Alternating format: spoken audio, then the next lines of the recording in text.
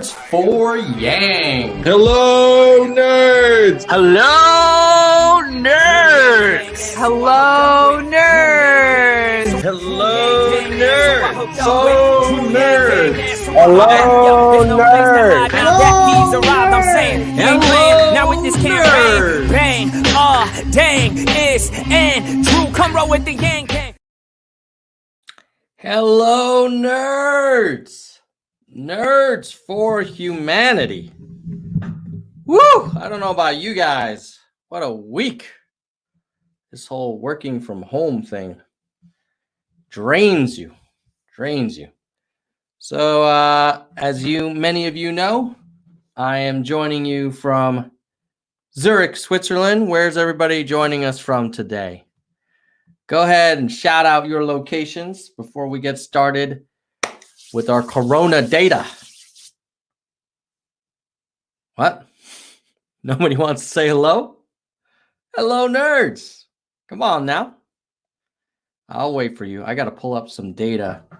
Get some of my data ready. Anywho. Let's see. All right. We're just going to get started with the data because it's getting late. And I need to share. All right. Let's start with our favorite, which is the overall worldwide numbers from Johns Hopkins.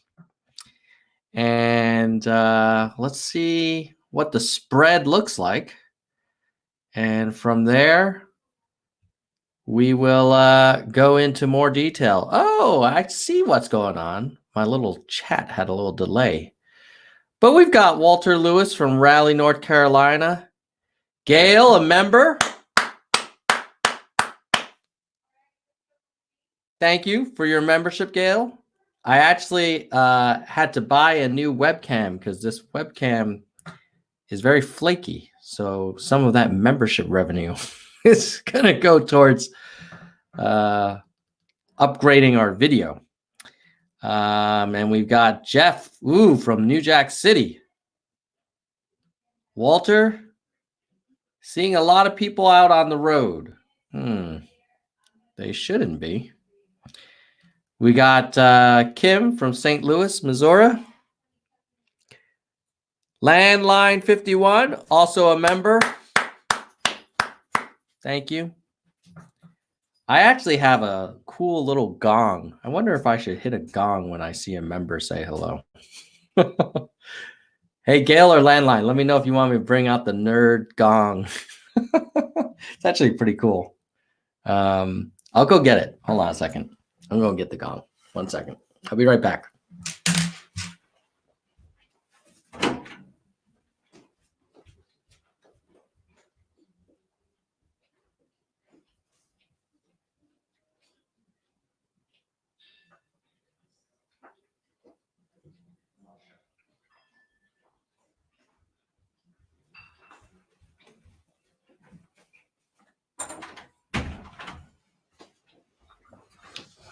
All right. I got this. I was inspired when I was on my trip to Japan.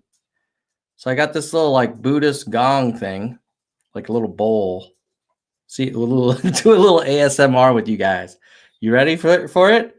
All right. This is in recognition of our two members in the stream. We got Landline and Gail. You know they're members because they got that little icon with the green color. Ooh.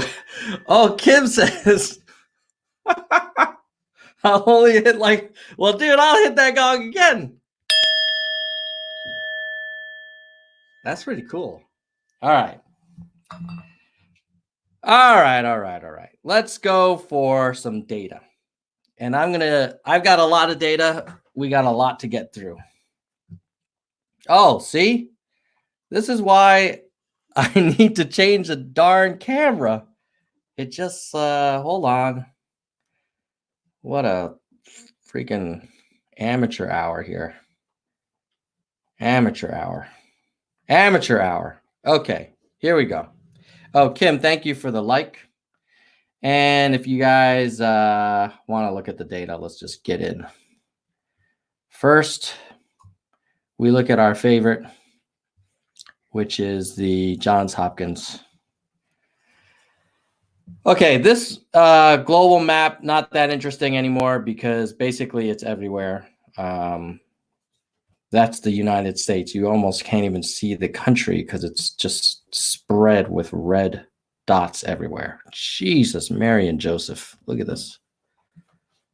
Oh, man. Remember when this was just in like Seattle? God darn it. Woo. Now, this is why every state should start doing the shelter in place for a couple weeks, at least a few weeks. Doesn't work if like only one or two do it. But at any rate, I digress. So the U.S., last time we did this, I think we had around 100,000 cases. And that was like a week ago. And now we have 257,000. Worldwide, we have 1 million confirmed cases now. So this is like some serious growth. You got Italy with over 100,000, Spain over 100,000. Germany looks like it's coming that close.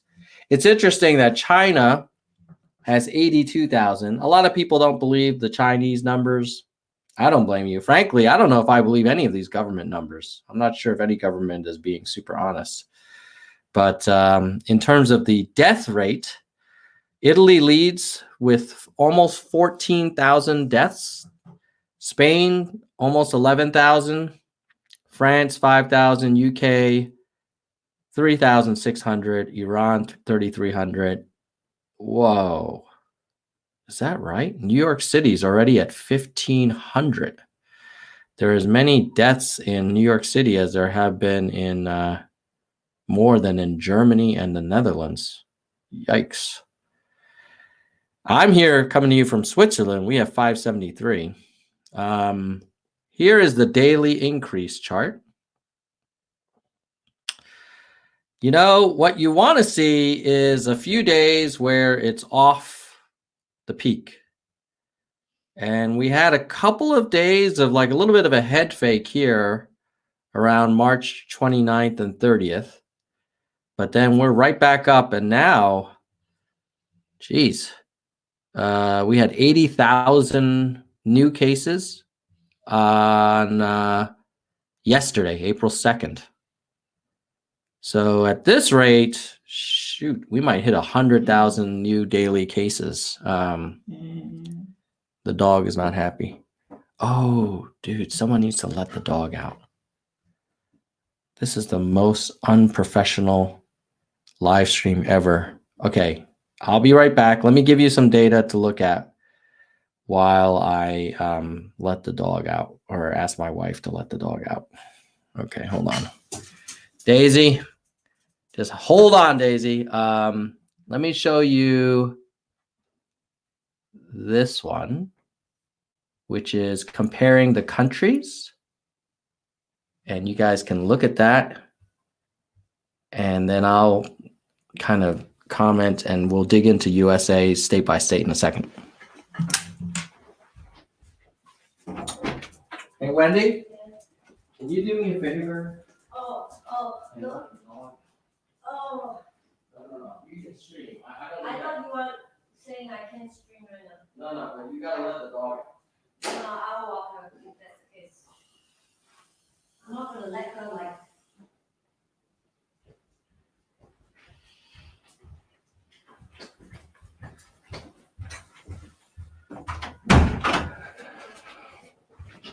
I mean, seriously, kind of unprofessional. I'll have to give us. I'm back. Okay. So obviously, the death rate in the U.S. Almost hit 1,000 new deaths. But let's look into U.S. data in more detail. And And oh, I'm not sharing the right screen. Such a amateur hour, dude. Amateur hour. Here we go. Here's the US data by state. So obviously from a death point of view, US, New York and New Jersey have a combined of almost 500 in a day. So yesterday there was 319 deaths, and today there's 397. And if we look at the chart over time for the US, this is the new cases per day in the US. What you want to see is you want this to start peaking.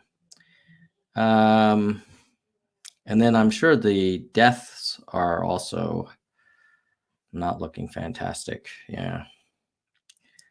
Oh man, actually we did pass 1,000 death rate in the US yesterday on April 1st. Oh, sorry, 2 days ago.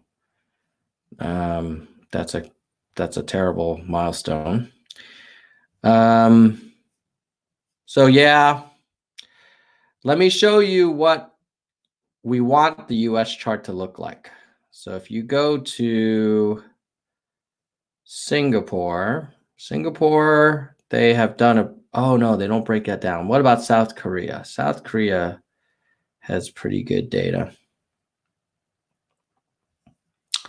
So you go to South Korea and you look at their new daily cases. This is what you want to see. This is like the US here. The US looks like we're at this point, right?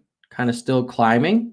But if you clamp down, you can get off of this peak and then you can flatten it and get to a much more manageable rate. So at one point, Korea was getting almost 1,000 new cases a day, and now they're getting 89, so 1/10. And then if you look at that's their total number of cases, nice looking chart. And then their daily deaths, let's see their daily deaths.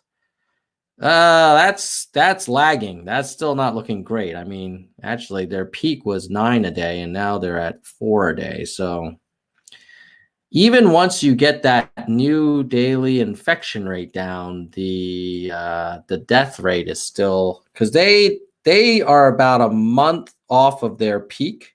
And what I've heard is that if you're going to die, it takes about 30 days from infection to succumbing to the virus. So yeah, I mean, South Korea is considered a great example, but they're not out of the woods yet. We'll look at where I am. Let's look at Switzerland. Switzerland's a tough one because it's just across the border from Italy. And they didn't close that border till kind of late-ish. So this is the new daily cases. So we hit a peak of 1,400 daily cases in Switzerland around March 20th. And that was 1,400, and now we're at 1,000. So this is a stubborn thing, man. Even though everyone in Switzerland is now sheltered in place, this thing is stubborn. Look at that, still 1,000 a day. I mean, that's not great. I mean, it looks like from our peak, we're March 20th. We're only 10 days from our peak. You know, it's kind of flattening in terms of the total cases. And then the death rate is probably not going to be looking great. Yeah, we're not off our death rate here either. So, you know, you could look at other countries as a predictor of what the US is going to look like. If you look at Spain, let's see. Spain's new. Okay, so they flattened. But see, once you flatten, you don't really come down for, I think South Korea is probably the best example where they've actually come down off their peak. The Spanish seem to just have gotten to a high point and stayed there at about 7 to 8,000 new cases every day. This is not looking good for Spain. A lot of people say that Germany has handled it well. Let's see how the Germans are doing. So the Germans, see their daily new cases. You know, they're basically, it looks like there's a common pattern. You hit a peak and then you even though you shelter in place, you just stay there. And then this is their daily death rate. Wow. They went from, let's say, a week ago, you know, being around 80 deaths a day to now 176. So the Germans are not exactly doing fantastic. I don't think anybody is. I mean, I guess South Korea. I mean, if you, let's look at China. I know a lot of people are going to say like, nah, I don't believe the Chinese data, but let's just see. I mean, if you believe the Chinese data, that's a nice flattening of the curve. Oh, I don't know if I believe this shit. No, I don't. Oh, okay. Really? That big of a country only had 79 new cases? Yeah, I see why people are saying they don't believe the Chinese data. It's almost too good to be true.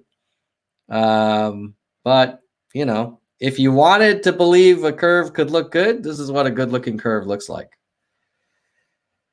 So TLDR on the country level, nobody's out of the woods. Everybody's pretty screwed right now. You know, people give the US a hard time, but I don't know. I don't know if anybody else is doing a fantastic job. Let's see. Who has a pretty low death rate? That's a decent sized country. Let's see here.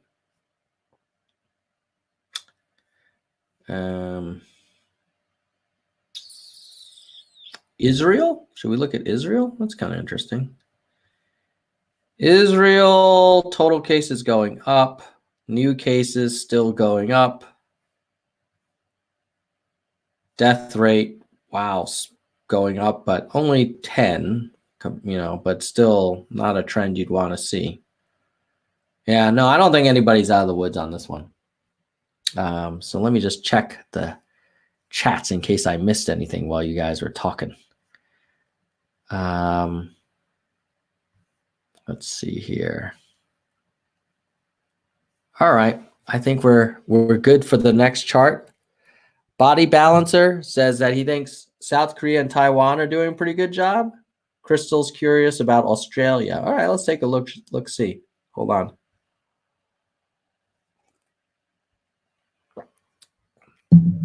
So we heard South Korea, Taiwan. Yeah, sorry. Let's look at Taiwan.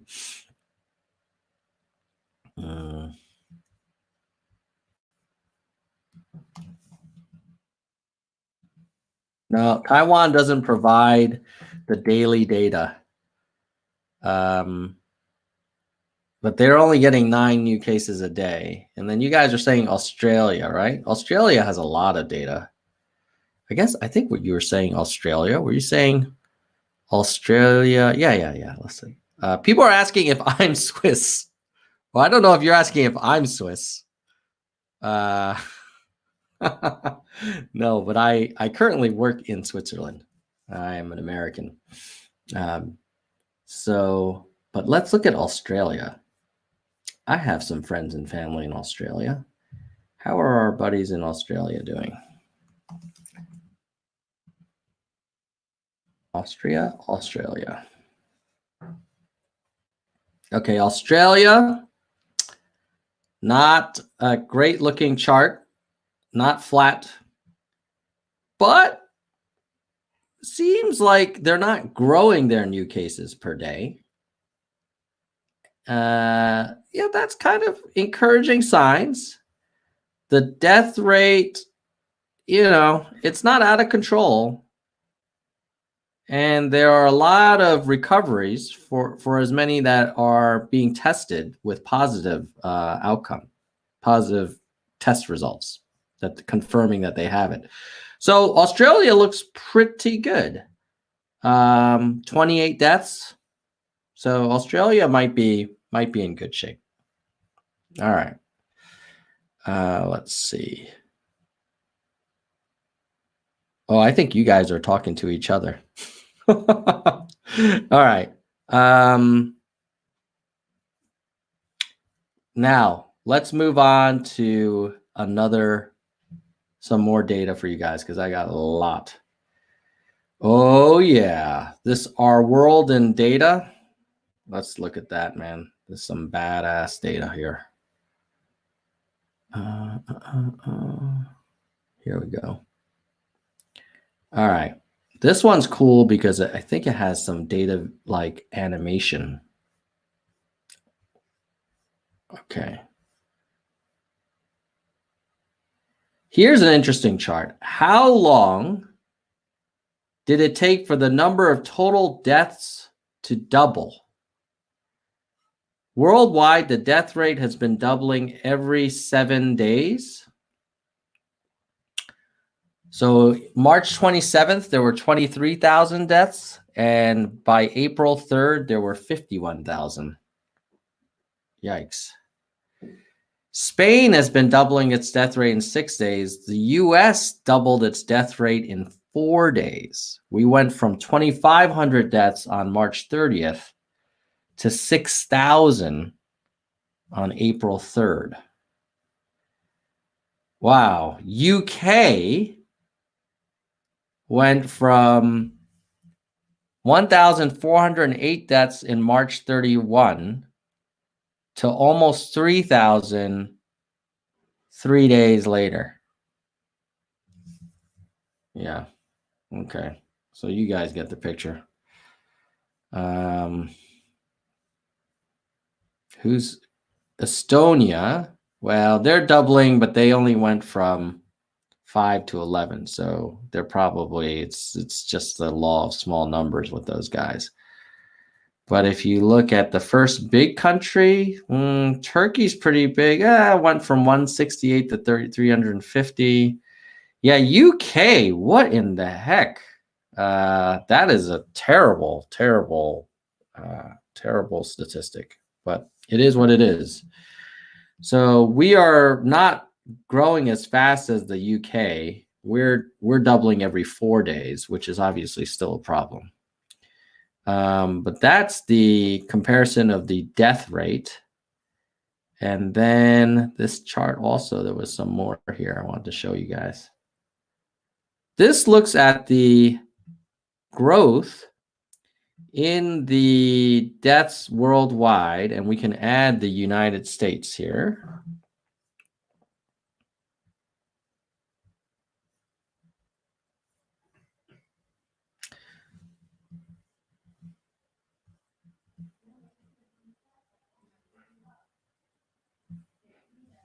So this is the worldwide death rate.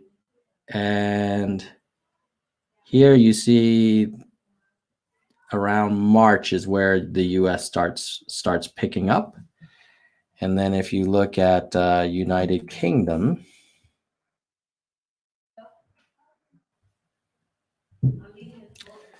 so you see, you start with the worldwide in sort of January. It's probably mostly China. And then still now Feb, not UK or US. Then starting March is when the US picks up, and then the UK follows suit. So that's that. Now, if you look at the, this is the number of worldwide total confirmed deaths, and then the daily. What you see is that daily number is pretty stable, but now when you hit March, it's just really the number of daily deaths is just stacking up. Yeah, that's pretty much the same thing. Now, this looks at a rolling 3-day average, so it will smooth it out for us a little bit.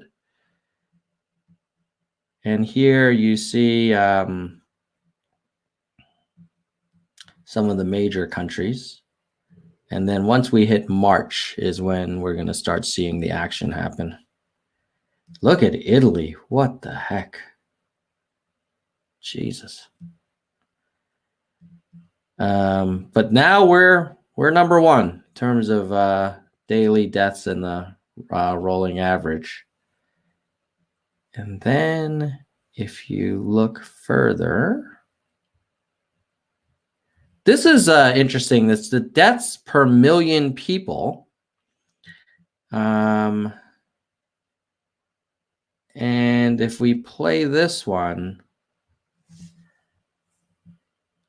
each day, there's the number of deaths per million. It looks like it's pretty low, but then it really picks up. It's still only 6 deaths per million. So that's kind of encouraging. And this is where most of the deaths have happened. You'll notice where Europe is really struggling. Spain, 200 deaths per million. Italy, 230 deaths per million. US, only 18 deaths per million. I mean, can you imagine if the US had as many deaths per million as Italy, we would have darn near more than 10 times as many daily deaths as we do now. So if the US had the same deaths per million as Italy experienced, we would have 10,000 new deaths in the US per day. So don't be like Italy. Basically, Italy locked down probably too late. And once you you can't like unfire a gun. It's this is why like a lot of states in the US that are like dragging their feet, like Florida only recently started to shelter in place. There was a press conference where they actually asked Trump or Fauci and Birx, hey, what would have happened had we sheltered in place earlier? And what's interesting is that they said, oh, it's impossible to tell. It's like, really? You really think it's impossible to tell? You know, you're saying now everybody should shelter in place and it's crucial to do it right now. But somehow when you started was the perfect time. Like, that's where Birx and Fauci lost a lot of credibility in my eyes. Like, that was not a hard question from Acosta. But, you know, let's see if I can actually find that.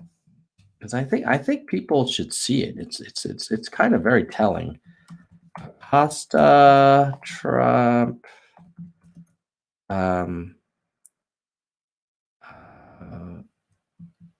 sheltered earlier.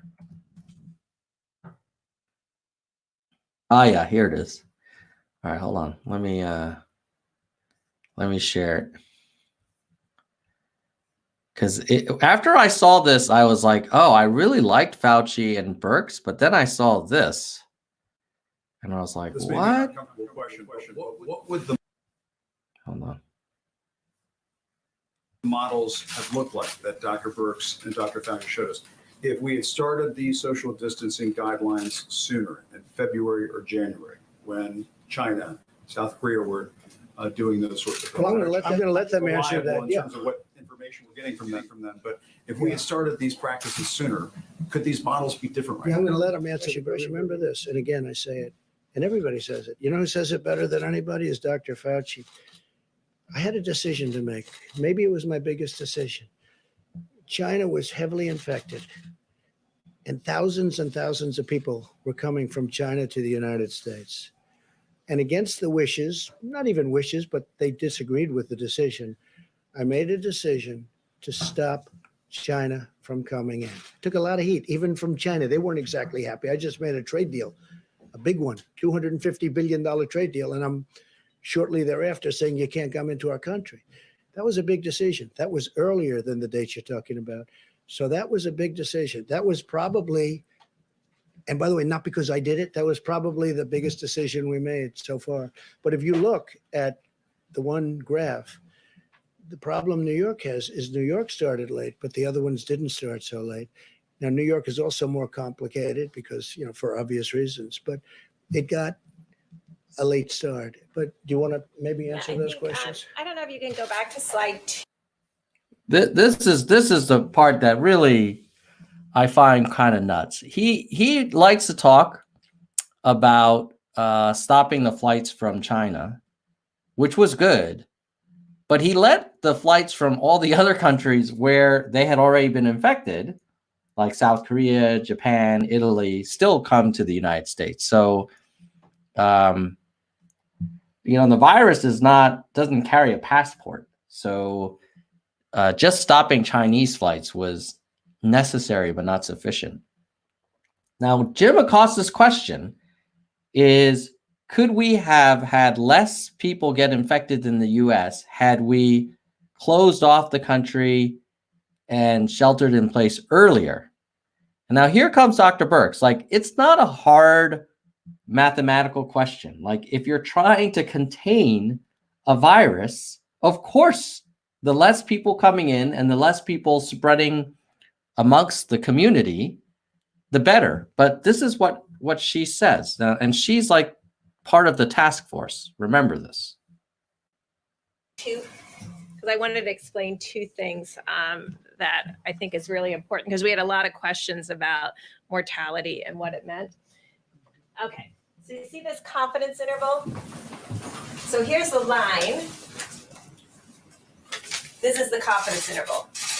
This is where we have the ability to push it down. So you have a large confidence interval around the line. And so we're trying to move that gray down tighter and below the dotted line. So I think that's really important. And then if you can go to the next slide. So we really can't answer your question until we can get antibody testing up. Oh, come on. You totally can answer the question. So she's going to say, well, we don't know. Maybe nobody had it the day before we told the states to shelter in place. Come on. But I'll let her answer. It's like such absurdity Out there. Because what we can't tell you is and we can always do this. There's always samples in hospitals and other things. It's the way we really defined the HIV epidemic in the United States. We were able to go back to blood samples when we had the test and really find out where it was and what was going on. We really need to look in here and really see, was there virus significantly circulating in early March and in late February? Was there virus circulating? How else do you explain the fact that the whole darn country right now is contaminated? It's just nuts. Like, obviously the answer to Acosta's question is quite simple. Of course, had we taken measures earlier, we would be better off. But they can't say that because their boss doesn't like anyone criticizing them. Okay. Fired up, man. I'm fired up. All right, let's get back to the data. Okay. Here's an interesting one. Let's see if I can play this one. Ooh, yeah. This one's super cool. Hold on. This looks at a comparison of many major countries. Nope, not that one. I already showed you that one. This one. Here we go. You ready for this? This is so cool. Total confirmed deaths by country. So that basically says that China started hitting a peak, but look at the rest. just following suit. Now, if you double every 2 days, you're on this Spanish line. God help them. That's terrible. They're really very bad off. If you double every 3 days, you start looking more like the United States. And then if you double every 10 days or a week, you're like Japan. South Korea is a little better, like every 7 days. Australia's not looking bad, actually. Australia's not looking bad. Basically, you want this line to be as flat as possible. So that's that data source. And then this is the number of confirmed deaths over time. Daily deaths in China. And then look at Italy.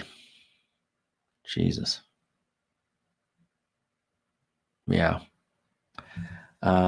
South Korea seems like it's doing a little better. All right. So that's that one. Now, I want to look at the hospital capacity in the US based on the latest models versus the infection rate.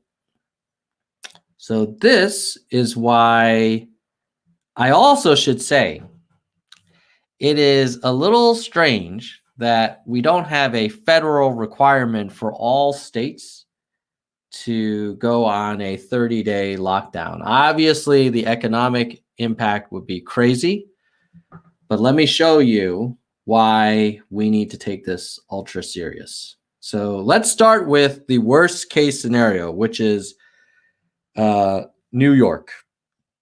Okay. So here's New York. Now they have a stay-at-home policy, which is smart. You know why? Because this dotted line is their hospital bed capacity. So New York has a total hospital bed capacity of about 43,000. You will often hear Trump and the task force talk about the Mercy, the Navy medical ship. And then there's one more, I think, Hope. Each of those ships can hold 1,000, have 1,000 hospital beds. Now, New York has 43,000. That's this black line. And this is where we are today. Now, these colored lines represent how many hospital beds they may need, how many hospitalizations they may need, depending on how fast this thing spreads. So the worst case scenario is if they do limited action and they just say, hey, this is just like the flu, the cure shouldn't be worse than the disease. Okay, you could end up by April 29th, if Cuomo didn't do anything and just said, everybody do whatever you want, you could have 333,000 hospitalizations for 43,000 hospital beds. So you would basically overload the hospital capacity probably around April 8th. So obviously, luckily, New York is not in the red situation. They have done a stay-at-home order, and if they have very good compliance, there'll be this light green line. If they have bad compliance, there'll be this dark green area. In both cases, New York is projected to, even if they have good compliance, strict compliance, this light green, they will have double the number of hospitalizations they need compared to the number of hospital beds they have. The only other option they have is a complete lockdown where, like, you know, like China style, where they won't let you go to your office unless you like get the temperature check, and they have like enforced lockdowns, and that is not the American way. But if you did that, you'd have a peak of 52,000 hospitalizations versus the 43,000 beds. So you'd get closer to what you have. But that's New York. New York is the worst case scenario. If you look at California, they have a stay-at-home order statewide. And California is looking okay. If everybody plays by the rules and does 3 months, okay, 3 months of stay at home, the green line never exceeds the dotted black line. So they have about 59,000 beds. At the worst, they may need 24,000. So they would fill up half of the hospitals with just COVID patients. But that's not, they can handle that. Now, if they do stay at home and people don't comply well, they could get a peak of 226,000 hospitalizations in California versus the 58,000 beds they have. So, and then if they did nothing, they would be totally hosed. They would have almost 700,000 hospitalizations on May 11th compared to 58,000 beds. So they'd need 10 beds for every 10 additional beds for every current bed they have, or 12 to be more precise. So that's California. Now, if you look at Louisiana, I know some people were talking about Louisiana in the chat. So Louisiana today has a stay-at-home order, and if they get good compliance, they can stay under the black dotted line. If they have bad compliance, they could be 26,000 versus 12,000, so a 2-to-1 ratio. And then I wonder if you can go New Orleans. I wonder if Orleans Parish is the same as New Orleans. Hope so. Okay, Orleans Parish, Louisiana. Even if they do the stay at home, if they have poor compliance, they will run out of hospital capacity in about 2.5 weeks. And if they have good compliance, they'll just hit full capacity by middle of May. And then I wonder if we can do New York City. New York. No. I wonder what New York County is. Yeah, I think this is New York City. Okay, they're screwed. Look at this. Oh my God. Because look at this. Even, they got the 19,000 beds. They do a total Chinese style lockdown. They're still going to need 29,000 beds. They do stay at home good compliance. They're going to need 39,000 beds. They do stay at home bad compliance. They're going to need 60,000 beds, but they only have 19,000. And you will expect to see, if this model is right, you will expect to see some crazy New York City capacity, basically overloading of the hospitals by April 6th, so in about a week. Now, Seattle, where I used to live, was one of the early ones that were hit. They might just barely make it if they keep their good compliance of stay at home for the next 3 months. They would hit their worst part in early June. And then if you look at San Francisco,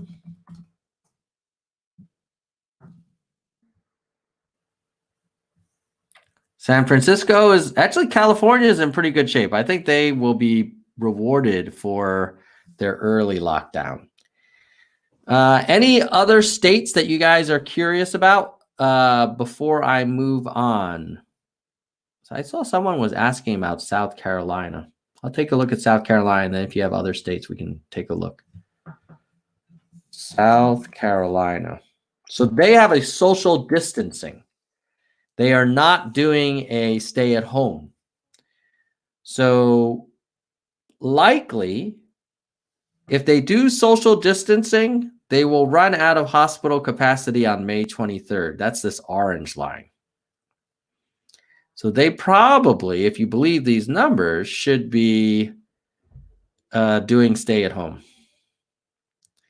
because the social distancing is not enough. It's going to exceed. The social distancing at some point will hit 30,000 hospitalizations when South Carolina only has 10,000 beds. So South Carolina should probably, by May 14th, declare stay at home. Because if you don't, and you keep on your social distancing thing, you're going to be this orange line and you're going to be hosed. And the problem is, like, you can't go back in time. Once you pass this line, all hell breaks loose, because then now what about all the people who need hospitalization who don't even have COVID, just normal people that need to go to the hospital? It'll be overrun. So I'm not sure what the strategy is for the South folks in South Carolina. What's this?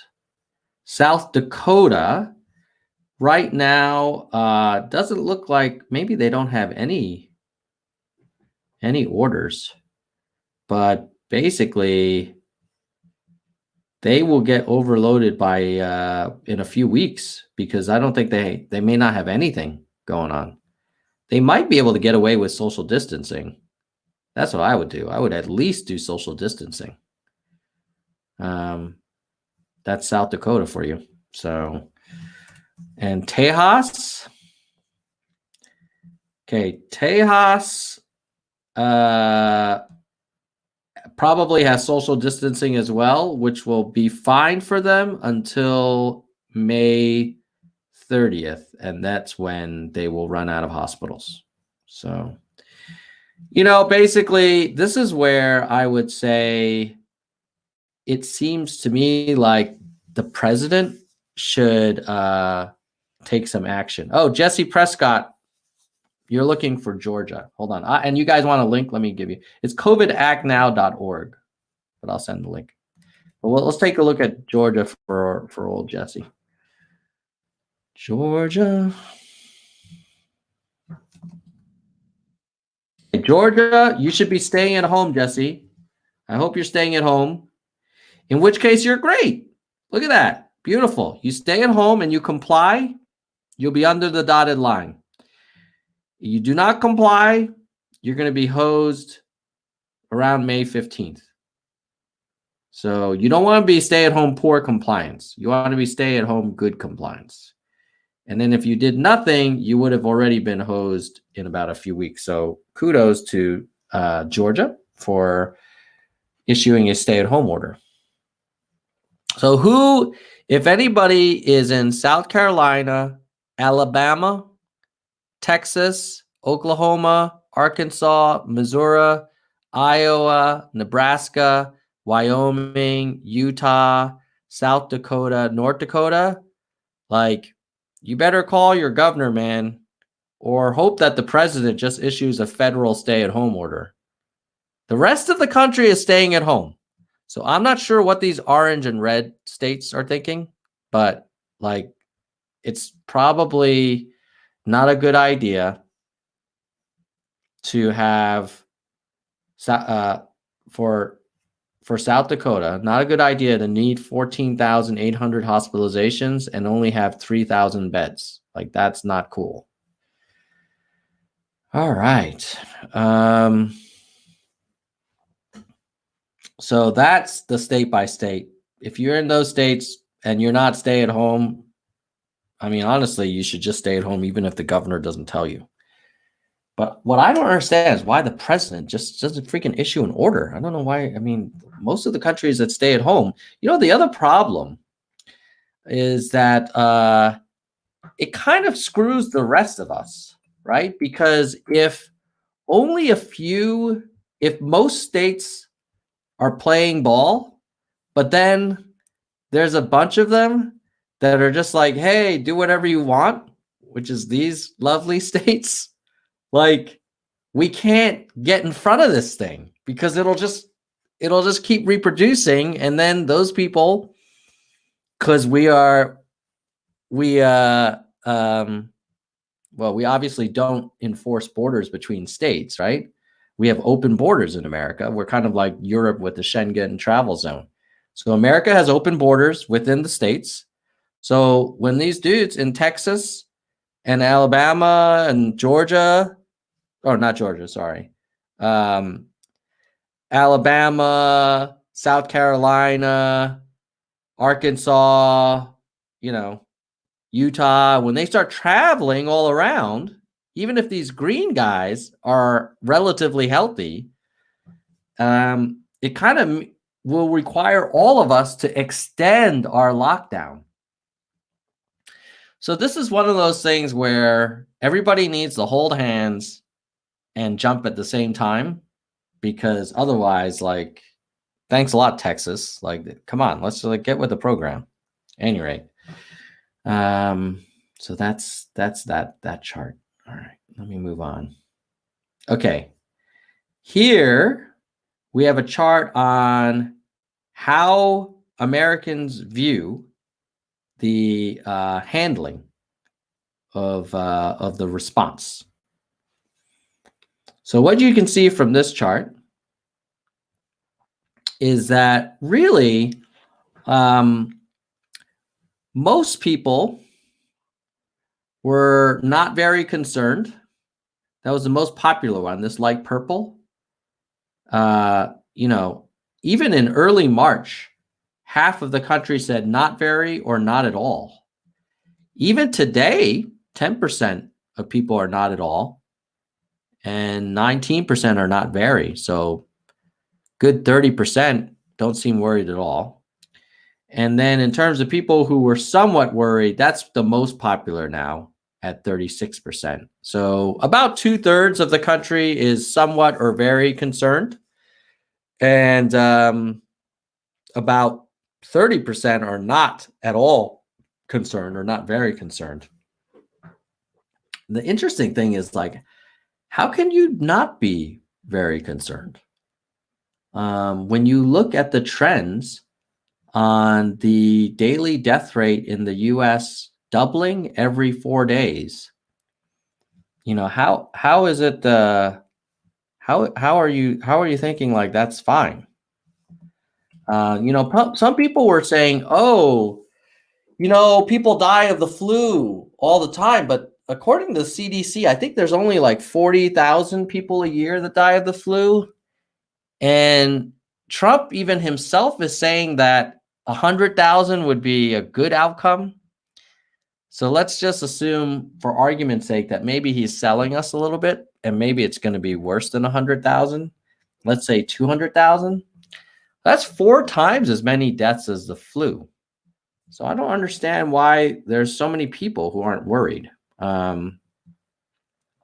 Any rate, but that's how people are. They're not concerned. Now they're very concerned about the economy. That's clear.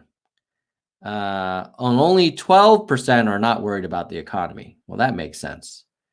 And here, what you see with this chart was these key events. So Trump declares a national emergency. He didn't do it until mid-March.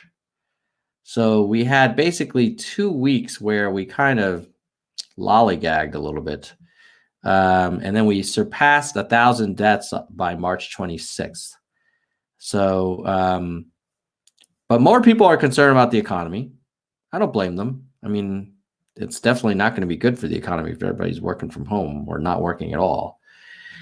And then this shows the approval of Trump's handling of the coronavirus crisis.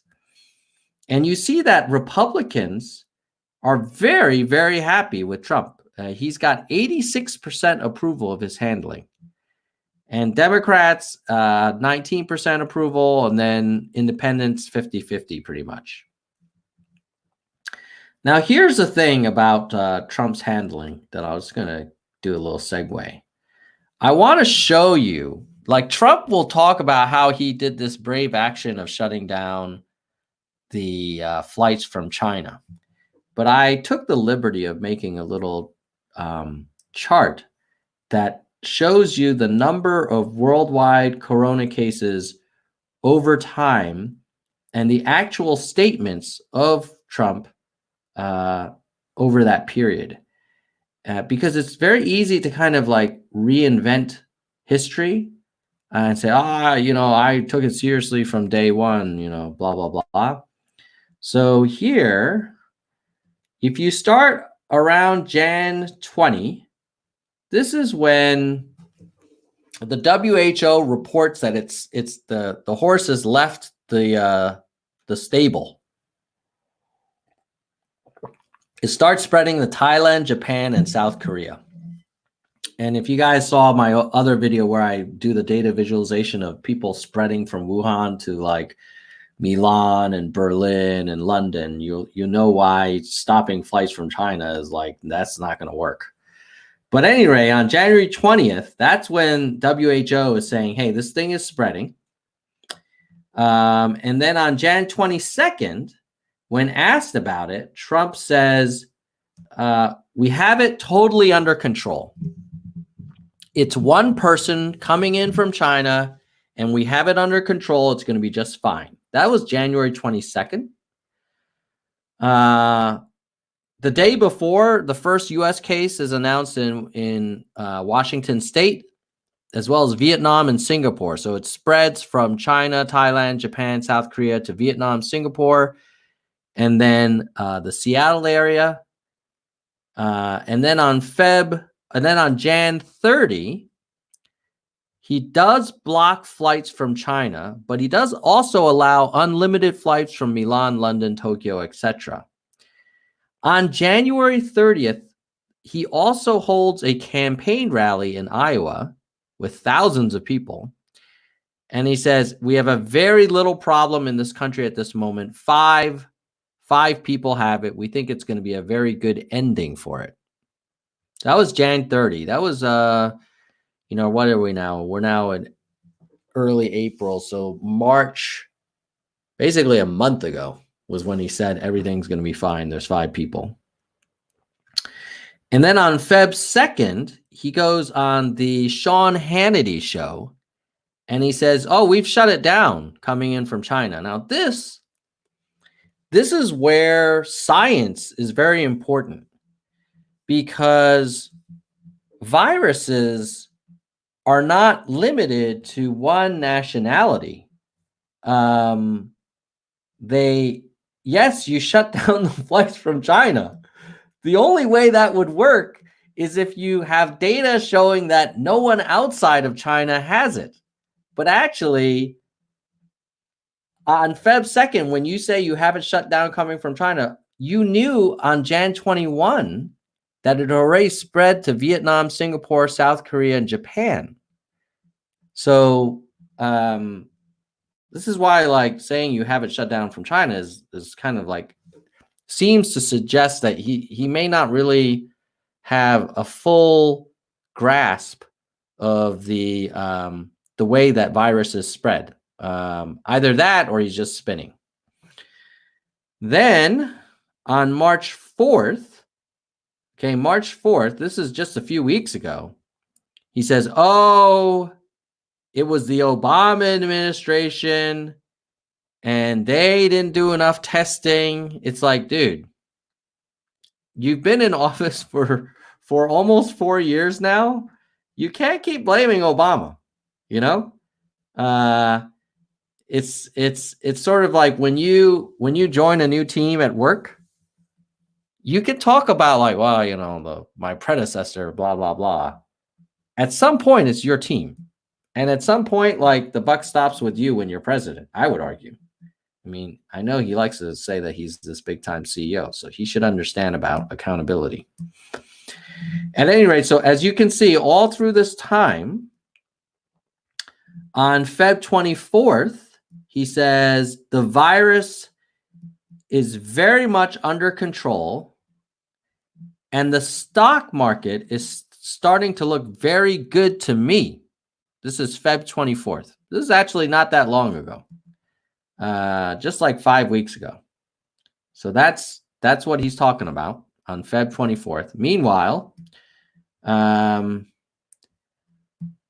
On March 6th, even after that, on March 6th, he says, I would rather have the Grand Princess passenger stay aboard. I like the numbers where they are. I don't need to have the numbers double because of one ship. And then he goes on to say on March 6th, look, anyone who wants to get a test can get a test. Okay?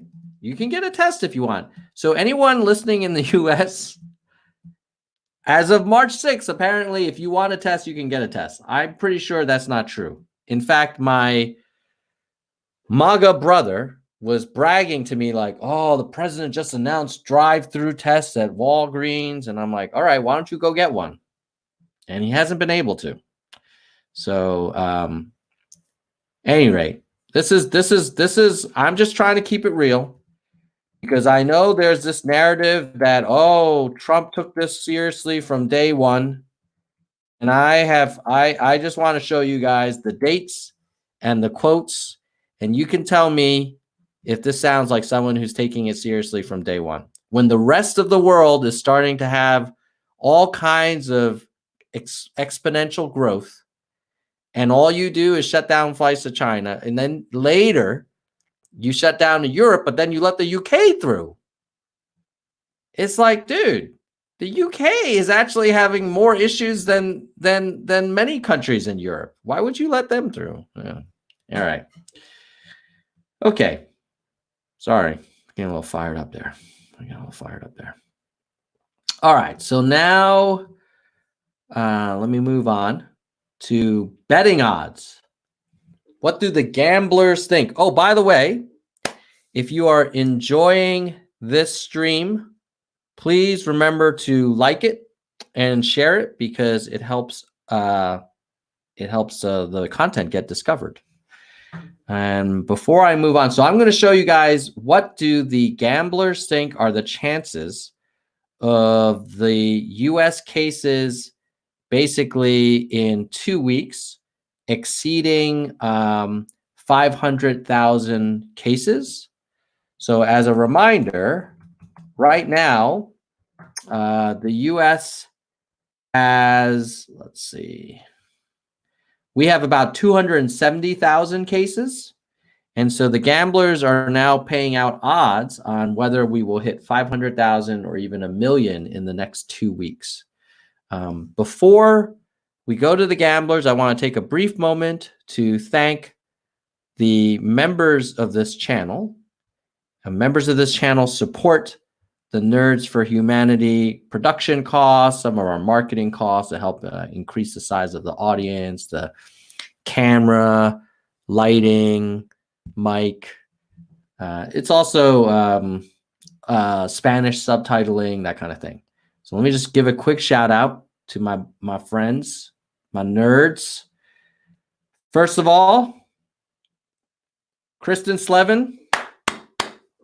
Thank you, Kristen. Executive Vice President. Then we have the Vice President level. Emily Kingsley, Chris Chan, Fat Lamb, JM Sap, VLAM, Lockwin. Thank you. And then we've got the hardcore. I'm just going to give you guys one group gong. Amanda Landline. Oh, Landline's here with us. DK, Tracy, David, Adrian, Gene, Chad, Mike, Ming. Thank you for the hardcore. And then the verified. I think there's some verified here. We got Soldier, Chris Gitra, David, Emerald, Mercy Ann Miles, Verily, Doris, Albert, Shake and Make, Mike, Sophia, Carlos, Jadwiga, Gail Machado. I think she's in the stream right now. James Johnson, Hitachi, who's usually in the stream. Your mom and you made me say your mom and Sophie, Peter, Erez, Albert, Brandon, yes, Sugar Sweet Brian, Lisa, and Sydney. Sydney is our first member ever. 3 months as a member. Thank you, Sydney. Okay. So just wanted to give a shout out. If you want to become a member, there's a little join button on YouTube in the live chat. There's join buttons all over. Okay, let's look at some betting odds. There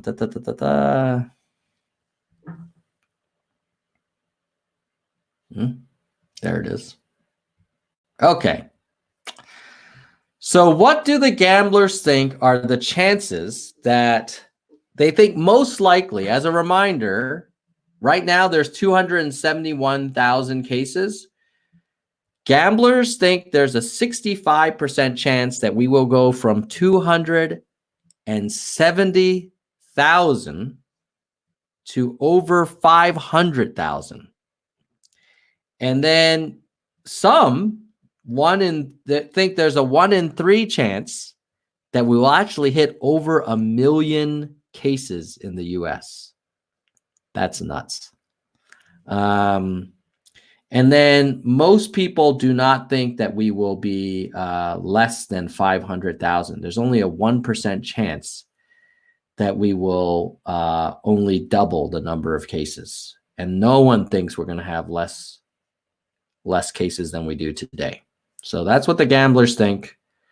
They're basically thinking that it's going to be somewhere between 500,000 and 1 million cases in the next 2 weeks, which would be somewhere between double and 4x the number of cases that we have today in America.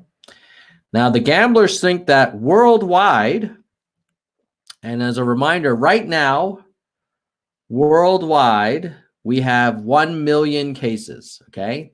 That's a fact today, confirmed cases.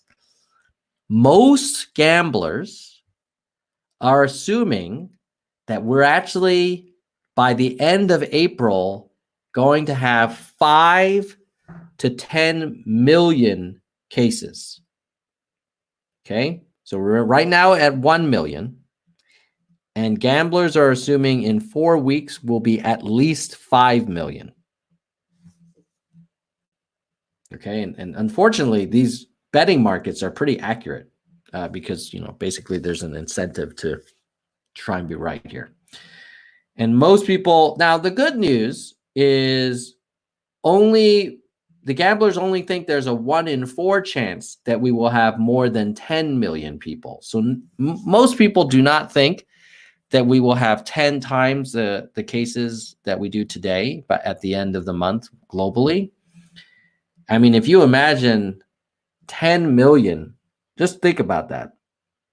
If we had 10 million and it's a 2% mortality rate, that's 200,000 deaths due to this virus in a month. 200,000. That's just sick. So yeah. All right. So those are the betting odds on the spread of this. And recession, I'm pretty much sure the gamblers are thinking that we're going to have a recession. Way back when, in end of Feb, most people did not think we were going to have a recession. Now, gamblers are thinking there's a 94% chance that we're going to have a recession.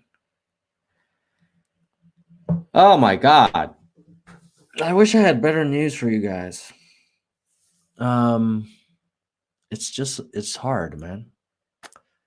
It's hard to think about, even though we're trying to aggregate this data. It's terrible. Now, Callie Killa Clown is saying, hey, don't worry, man. There was 50 million deaths with the Spanish flu. That's okay. Okay. That's true. But I don't know, man. I still don't want to see hundreds of thousands of people die in a month for no reason. Yeah. I mean, in the US, we are at a point where there's freaking 1,000 new people dying every day, and it keeps going up. That is a new 9/11, a new World Trade Center coming down every 3 days, guys. This is serious stuff. I know there's a lot of other ways people die, But this is in addition to all the other ways people die. All right, let's move on. Let's move on. Here's an interesting stat. Here's an interesting stat. This I found very encouraging.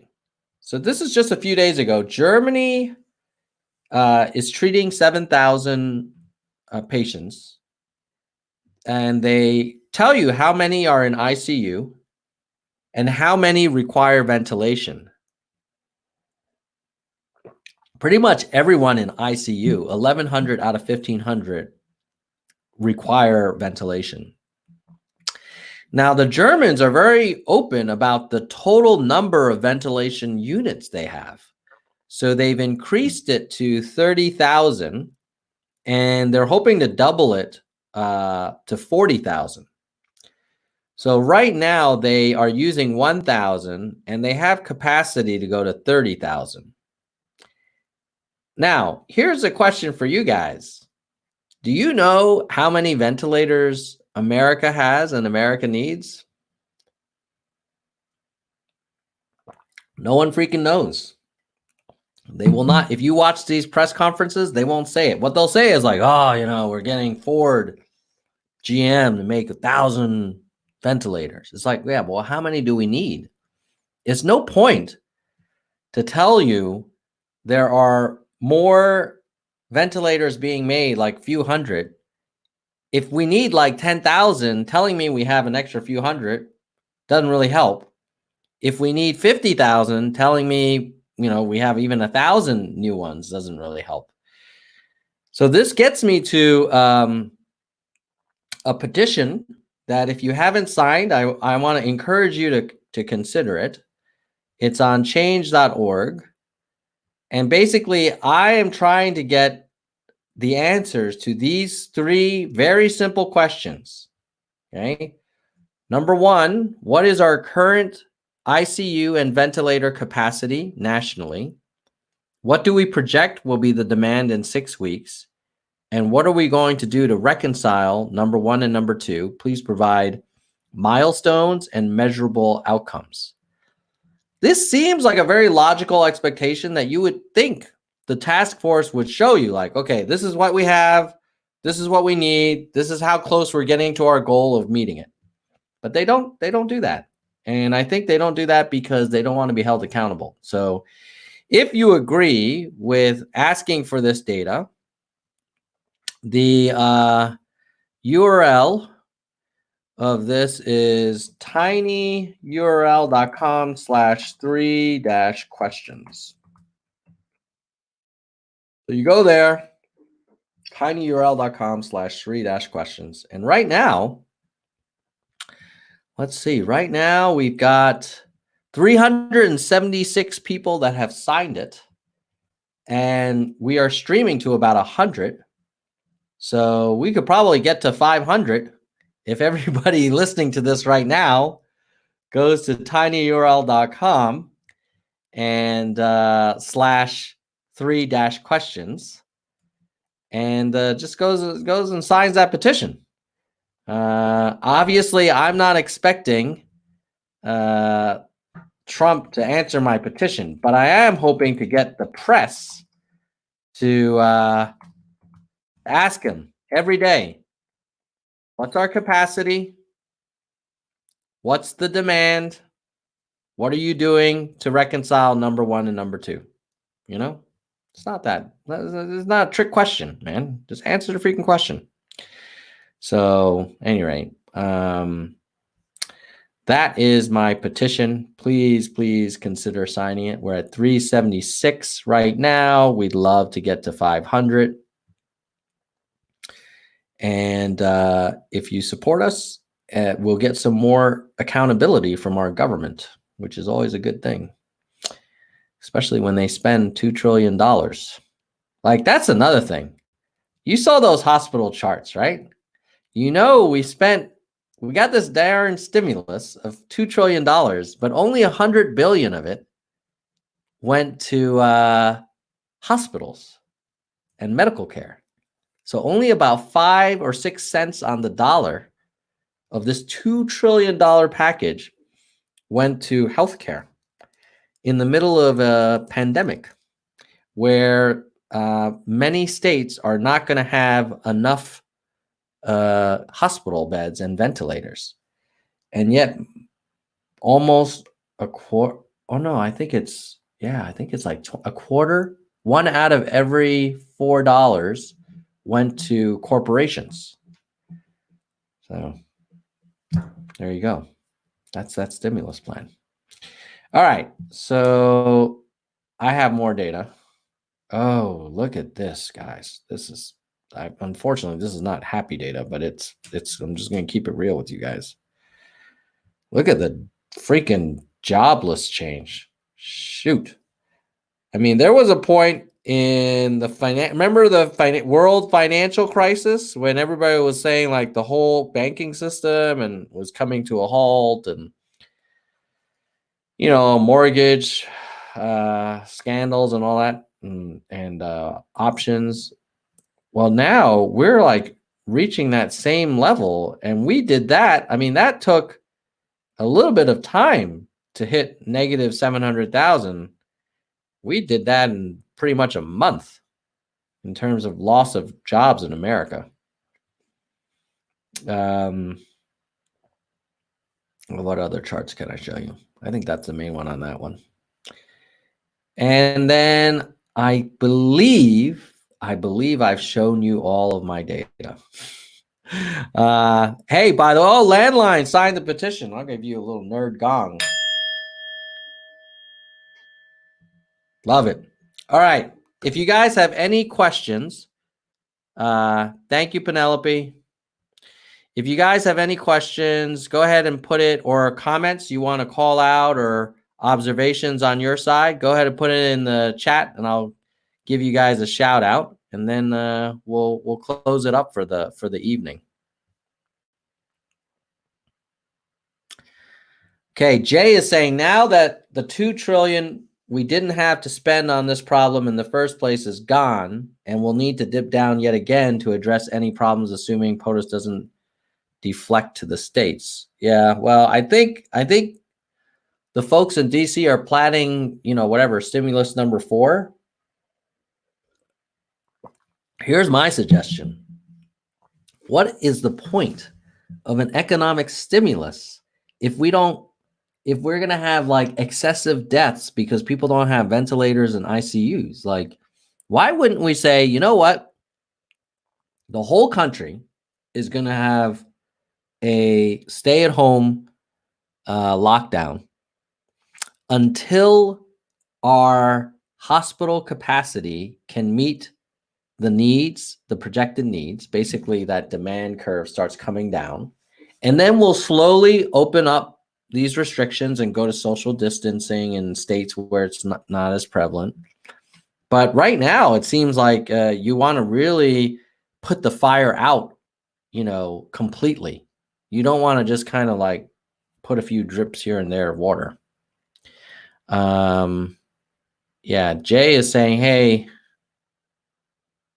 yeah, very, very visual analogy. Well, I agree. I mean, I like the fire analogy, but yes, also being attacked by sharks and bloody water is another way to think about it. And if you want to save yourself, you need to all kill the sharks at once. You don't like kind of just like tap 1 or 2 on the head and then like do nothing with the other sharks. All right.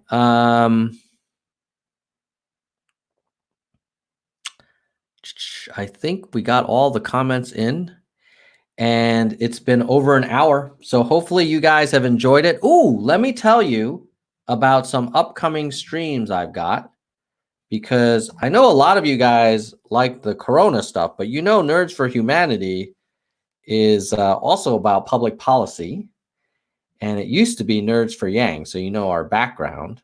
But let me tell you about some upcoming live streams that are on the docket. So let me just show you.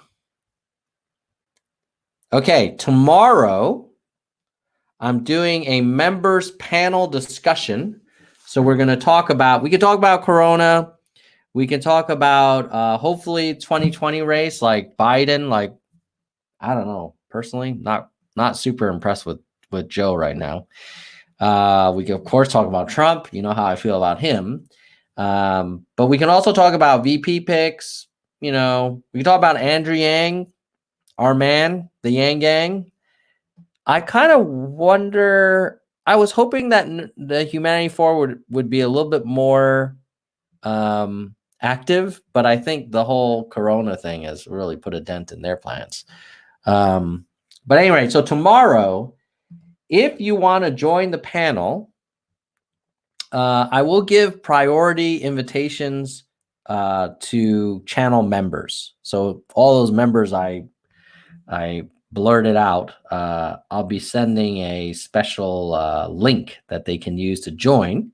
And then if we have a full house with the members, then we'll have the discussion with the members, but all people can listen to the conversation tomorrow. And then if we have a few extra spots, then we'll just offer it up more openly to non-members as well. And then on Sunday, I've got Heidi for Oregon, who's running for Congress and supporting basic income. Many of you may know her when she was running the Lesbians for Yang group. And so very excited to talk to Heidi to hear how her race for Congress is going. And then we've got David Kim for Congress. I think he's running in LA. Then we've got Blair Walsingham for Congress. Lacey Delane, I don't know if she's running for Congress. Maybe she will, but she's the Yang Scream, worked for the Yang campaign as a staffer. Andrew Wan from the Young Activist Group. So a lot of action coming. All that, we got Tully. We got Roberto Blake as well. So nice full slate. So if you haven't, go ahead and subscribe on YouTube. You can like our Nerds for Humanity Facebook page. Also, if you guys listen to podcasts, I put a lot of my long form interviews with these candidates and special guests. They're all available on major podcasting, wherever you get your podcasts. Just search for Nerds for Yang. I think it's Nerds for Yang. I'm going to rename the podcast Nerds for Humanity shortly. Cryptology is saying a royal flush is greater than a full house. It is. It's also greater than 4 of a kind. All right. Someone was asking about what is a members panel. Basically, we're going to do a live stream tomorrow, and there's going to be a bunch of boxes where other people are going to be joining, and those are going to be people who are channel members on YouTube, where, you know, basically they pay a couple bucks a month to support the channel, and so we want to give some benefits to members who are supporting the Nerds for Humanity content production. But the stream will be open to everybody. All right. So with that said, I will say goodbye, nerds. Oh, love from Canada. I love Canada too. I love Vancouver in particular. I love the food in Vancouver. Man, it must suck to be in Vancouver and probably have to stay at home due to the food situation. All right, guys. We'll give you a goodbye gong. Don't forget to like. Please like so that people can discover this wonderful content.